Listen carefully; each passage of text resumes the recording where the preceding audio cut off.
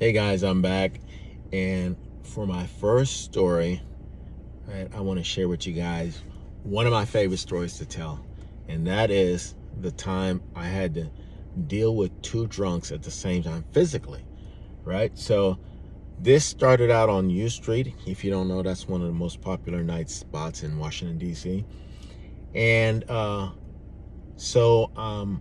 reason why U Street is so good and I hang around there late at night is because many drivers don't work past midnight. So what happens is when it gets late, let's say 200 drivers took the people out to the clubs and restaurants and whatever, a half, if not more of them, go home because they don't want to deal with those same people when they're drunk.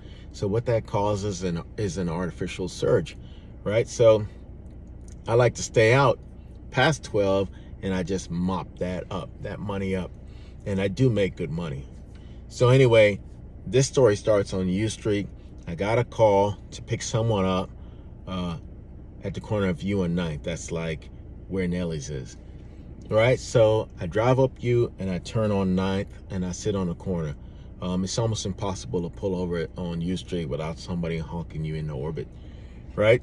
So a guy's walking a girl over to my car, and I just have to say that if he is her boyfriend, and he's a shitty boyfriend. And the reason I said that is because he chose a shared ride for her, you know? And if you're a boyfriend and you want to get your girlfriend home, the worst thing you could do is choose a shared ride because, you know, I can get more passengers. And in fact, we don't even have a choice whether we can accept it. They just assigned it to you, right? So, but it might have been a good Samaritan. Who knows? So, you know, I don't know. So anyway, he puts her in the back seat. I don't realize how drunk she is when she got put in the back seat. So she's in the back seat. Her head is just bobbing around. You know, if I hit the brakes, she goes forward. I hit the gas, she goes backwards, and so on and so forth. As a matter of fact, her head was hitting the glass next to her multiple times. So finally she settled. Finally, her head went forward and it hit the back of the chair. And for some reason, she stuck there. And I wasn't too upset about that. And I wasn't going to try to change it in any kind of way because I figure at least her head is still. And if she throws up, she's going to be throwing up straight down. As I said, it was a shared ride. And lo and behold, I got another passenger and he was also drunk. Right. So, but he was a talkative drunk. So he gets in the car. He starts yapping his mouth to the point where, I don't even think he noticed somebody was in the back seat. Right? So I'm driving along and the girl comes out, has to be dropped off first. So she, usually a drunk recognizes their home. I'm calling her. I'm telling her to get out. She's looking around. She's so far gone. She doesn't even recognize her house. She doesn't even know she's reached her destination. So I had to get up and go around the car and help her out, which I don't like to do. But, when you deal with drunks, it happens a lot. And I take my responsibility as a late driver seriously. You're trying to get people home, safely.